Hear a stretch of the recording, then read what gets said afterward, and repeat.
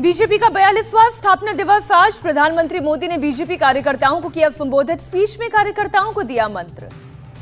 PM ने विपक्ष पर बोला हमला। अभी देश में परिवार भक्ति और दूसरी राष्ट्र भक्ति की सियासत चल रही है। हमारे लिए राजनीति और राष्ट्रनीति साथ साथ चलते हैं।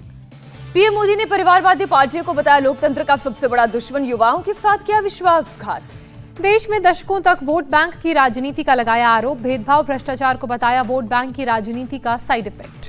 पीएम ने बीजेपी को महिलाओं का समर्थन का किया जिक्र। कहा महिलाओं को नए अधिकार दिए। स्वास्थ्य से लेकर रसोई की चिंता की। पीएम ने कहा इस बार का स्थापना दिवस कार्यक्रम 3 वजहों से अहम है। आजादी का अमृत उत्सव प्रेरणा का बहुत बड़ा मकसद।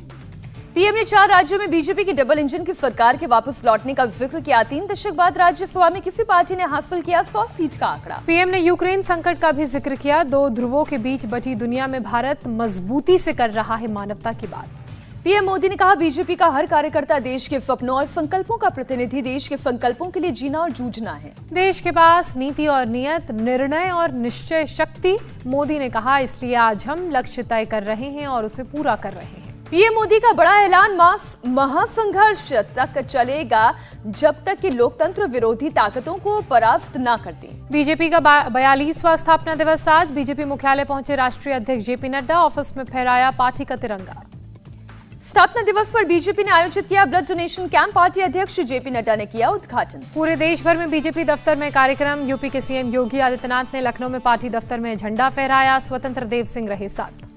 बीजेपी दफ्तर में झंडा फहराने के बाद योगी ने रानी लक्ष्मीबाई और अंबेडकर की प्रतिमा पर किया नमन।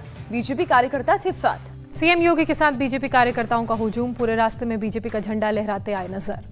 योगी ने कहा बीजेपी की यात्रा देश दुनिया के लिए हैरानी का विषय। लोकतंत्र के लिए बीजेपी ने किया संघर्ष। पाकिस्तान संसद के भंग होने के खिलाफ दायर याचिका पर आज सुप्रीम कोर्ट में फिर से होगी सुनवाई। मंगलवार को बेंच ने सुना इमरान खान की पार्टी का पक्ष। पाकिस्तान की सुप्रीम कोर्ट ने संसद की कार्यवाही का रिकॉर्ड मांगा। विश्वास प्रस्ताव के दौरान कार्यवाही का रिकॉर्ड मांगा। सुप्रीम कोर्ट ने कहा बिना वोटिंग संसद भंग करना सही कदम नहीं था। आज मामले में फैसला सुनाएगा कोर्ट।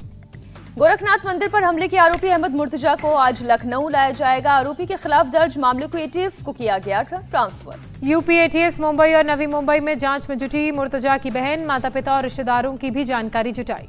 एटीएस की जांच में खुलासा। मुर्तजा ने आईएसआई से संबंधित जगहों पर दिया था लाखों का चंदा।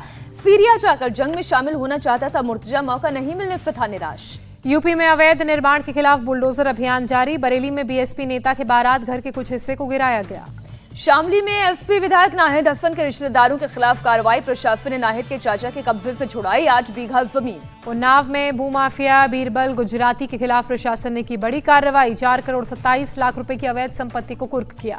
मेरठ के बागसाल में नगर निगम की टीम ने अतिक्रमण करने वालों को दिया मात्र 15 मिनट का समय। दुकानदारों ने खुद ही हटाया अवैध कब्जा। उत्तर प्रदेश के अलीगढ़ में प्रशासन का एक्शन। कांशीराम शहरी योजना के तहत अवैध कब्जे को खाली कराया गया।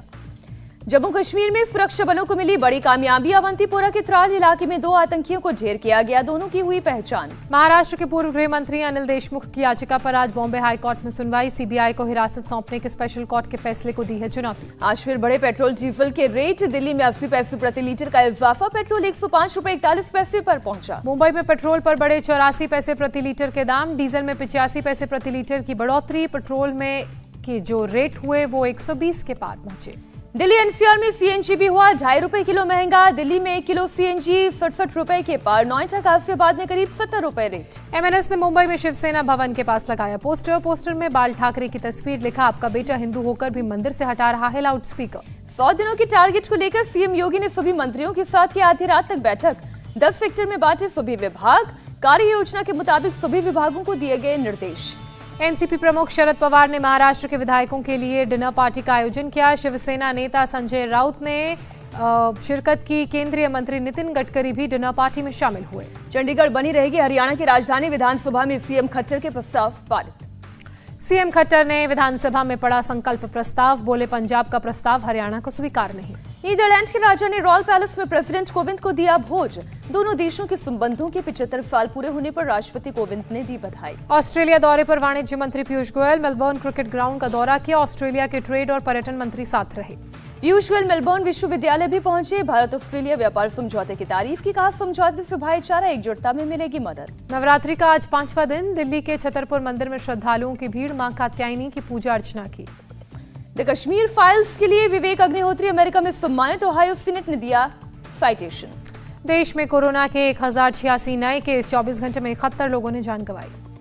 हैदराबाद में AIMIM कॉर्पोरेटर के खिलाफ केस दर्ज, खाने का स्टॉल बंद कराने पहुंचे पुलिसकर्मी के साथ गाली गलौज करते हुए वीडियो हुआ वायरल।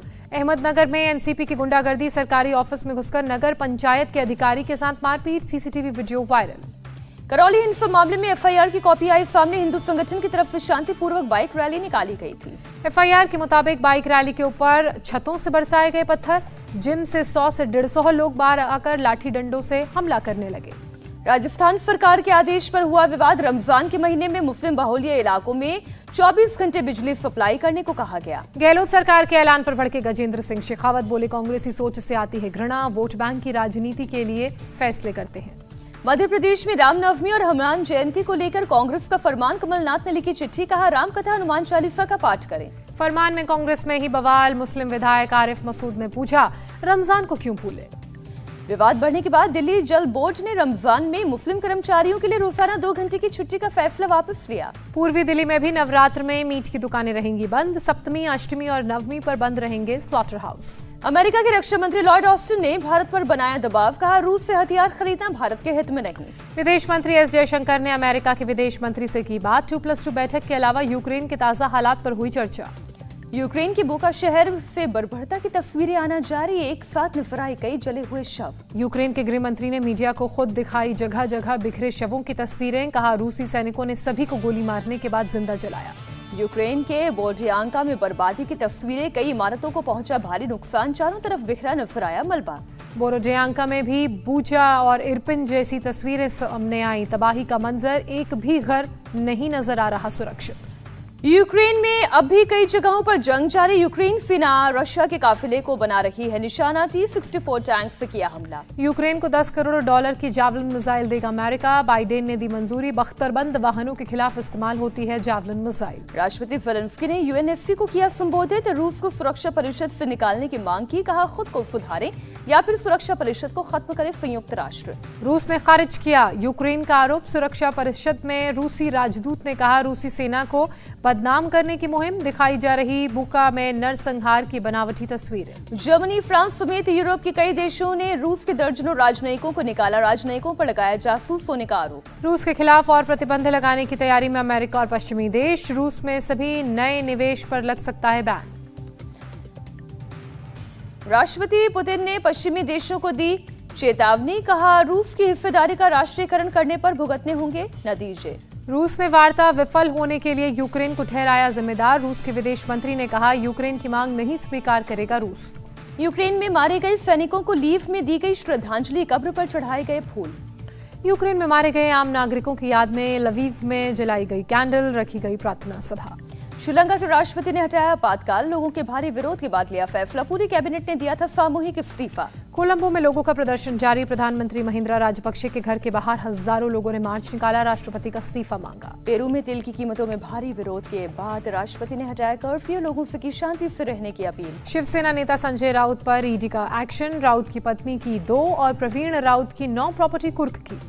संजय राउत के अलीबाग में 8 प्लॉट और दादर में एक फ्लैट अटैच किया, 1034 करोड़ रुपए के घोटाले में कार्रवाई। ईडी की कार्रवाई पर भड़के संजय राउत, कहा मैं डरने वाला नहीं हूं, ना ही चुप बैठूंगा, सच्चाई की जीत होगी। आप नेता सत्येंद्र जैन पर भी ईडी की कार्रवाई, परिवार की 4 करोड़ 81 लाख रुपए की संपत्ति जब्त। सामाजिक कार्यकर्ता मेधा पाटकर के खिलाफ ईडी की बड़ी कार्रवाई, एनजीओ के अकाउंट में अनियमितताओं के मामले में दर्ज किया केस। सरकार ने अरुणाचल प्रदेश में भारत चीन सीमा पर इंफ्रास्ट्रक्चर तैयार करने के लिए फंड जारी किया, करीब 250 करोड़ का फंड। गाजियाबाद में पेट्रोल पंप से लूट के दूसरे आरोपी को पुलिस के साथ मुठभेड़, गोली लगने से घायल हुआ 50,000 का इनामी बदमाश सुंदर, बदमाश से एक बाइक, पिस्टल और 7 लाख रुपए जब्त। लूट का मुख्य आरोपी मुकेश भी 2 दिन पहले पुलिस मुठभेड़ में हुआ था गिरफ्तार, जिसके पास से 10 लाख कैश हुआ था बरामद। बदमाशों ने पेट्रोल पंप से लूटे थे 22 लाख। दिल्ली के बादली इलाके में एक घर में लगी आग, सूचना के बाद मौके पर पहुंची फायर ब्रिगेड की टीम, फायर ब्रिगेड की टीम ने आग पर पाया काबू। आग से घर में फंसे लोग, फायर ब्रिगेड ने चलाया रेस्क्यू ऑपरेशन, 8 लोगों को बाहर निकाला। हैदराबाद में मेट्रो स्टेशन से एक युवती ने की सुसाइड की कोशिश, बिल्डिंग से लगाई छलांग, वीडियो सोशल मीडिया पर वायरल। टिकटॉक स्टार से रेप के आरोपी राजन पंडित पर लखनऊ पुलिस ने दोबारा कार्रवाई की, जेल से छूटने के बाद किया था रोड शो। नांदेड़ के जाने माने बिल्डर संजय बियानी की गोली मारकर हत्या, अज्ञात लोगों ने की फायरिंग। बंगाल के बीरभूम में 30 देसी बम बरामद, पुलिस मामले की जांच कर रही है।